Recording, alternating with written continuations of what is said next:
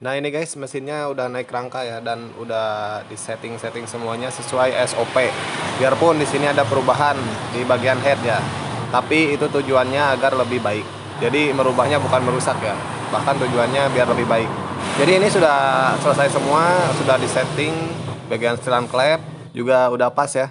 Karburator udah dibersihkan, udah di setting juga. Tinggal langsung kita hidupkan.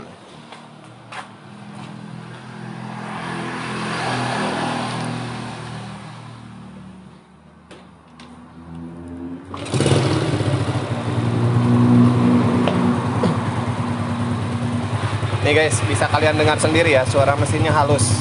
Nih.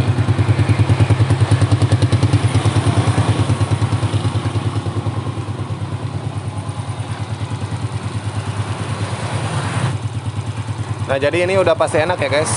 Tinggal bagaimana pemiliknya merawatnya. Yang paling utama itu oli sih. Oli yang harus rutin ya. Karena mau sebagus apapun spare part, kalau misalkan olinya tekor lagi atau terlalu lama gitu ya, kalau misalkan nggak ada ngebul dan nggak ada bocor sih, biasanya kalau olinya bagus itu nggak akan tekor banyak ya, paling dikit-dikit aja karena panas. Jadi intinya untuk perawatannya di sini yang paling penting oli ya. Dan saran di sini, karena kemarin belum dibelikan ya filter udara,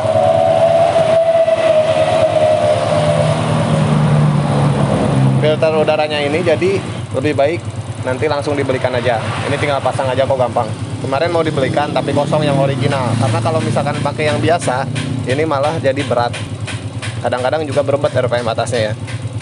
Pokoknya nggak enak kalau misalkan yang biasa, ya udah berarti harus diganti dengan yang ori. Dan kemarin saya coba nanya, bahkan mau beli ya, tapi yang orinya nggak ada. Jadi lebih baik seperti ini dulu, nanti biar pemiliknya yang ganti sendiri. Nih kalian bisa dengarkan sendiri suara mesinnya, enak kan?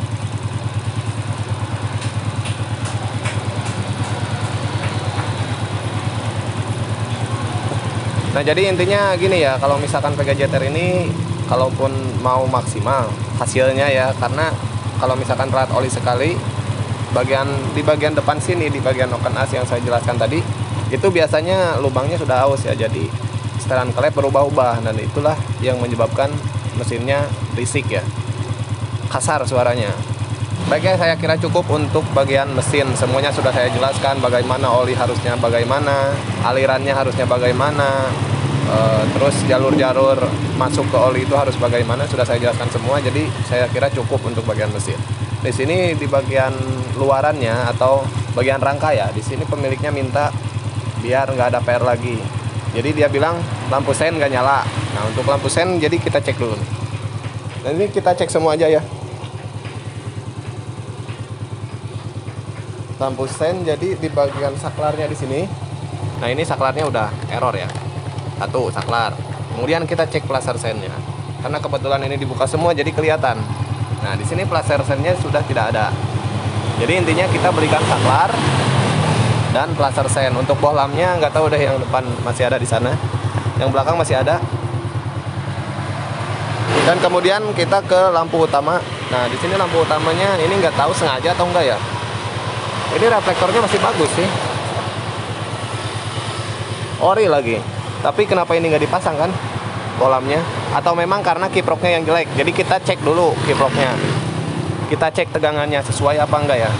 Nah ini ya, langsung aja kita cek yang merah ini AC ya harusnya, AC. Yang merah kita ke warna kuning. Pokoknya cari di soket kiprok ini ada 4 warna ya untuk Yamaha. Warna hitam untuk massa, warna putih untuk pengisian, warna kuning untuk lampu, dan warna merah untuk pengisian dari kiprok ya. Jadi yang warna putih itu dari spool, kemudian keluarnya warna merah. Untuk warna kuning nanti di paralel. Dari spool warna kuning masuk ke kiprok, keluar juga warna kuning. Untuk ground atau massa dia warna hitam. Ini yang plus kita masukkan ke, nah di sini ya warna kuning ini. Kemudian yang minnya kita masukkan di sini aja ya. Nah ini ada sih, berapa ini, 12 volt. Kita coba gas ya, karena ini nggak boleh melebihi 14,8 maksimal.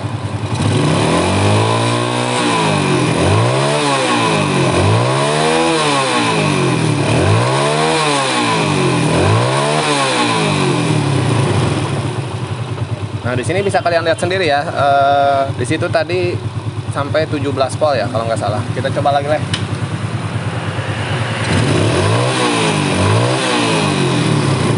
Nah iya, sampai 17 volt. Dan ini nggak boleh ya. Kalau misalkan seperti ini, lampu putus lagi, putus lagi. Jadi untuk lampunya ini mungkin sengaja gak dipasang ya, karena mungkin diganti putus lagi, seperti itu ya. Karena di sini tegangannya sudah ada di 17 volt. Itu nggak boleh ya. Nggak boleh dari 15 volt, guys. Kalau mau awet. Jadi informasi untuk pemilik kiproknya, untuk lampu depan, lampu utama ya. Kemudian untuk lampu sen di sini, flasher sen dan saklarnya, saklar sen ya. Kemudian bagian luar di sini komstir juga udah kena ya. Nah, ini udah oblak dan lahar. Nah, bisa kalian lihat sendiri. Tuh.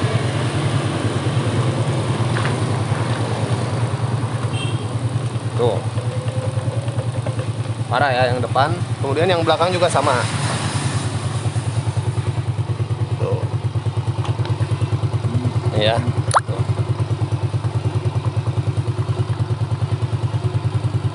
Ya, jadi PR-nya bagian luar, lahar depan belakang, kemudian komstir. Untuk komstir paling nanti kita belakangan ya, karena itu harganya lumayan.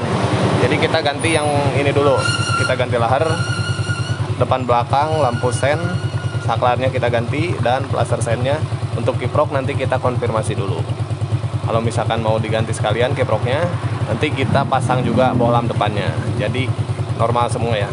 Oke, cukup ya. Yang paling penting yang saya jelaskan itu di bagian mesin sih sebenarnya. Untuk bagian luar, karena ini gampang ya untuk bagian luar. Kalau mesin kan butuh ketelitian. Jadi mungkin cukup sekian dulu ya untuk video kali ini. Semoga bermanfaat. Like jika kalian suka videonya, share ke berbagai media agar lebih bermanfaat. Jika ada pertanyaan, tulis di kolom komentar ya. Jika pertanyaan lebih berlanjut, bisa follow dan DM via Instagram saya. Linknya ada di deskripsi. Untuk channel saya ada 2 ya. Yang satu IN Autonwell dan yang satu lagi Iksan Nurjaman. Semuanya sudah saya cantumkan di deskripsi ya.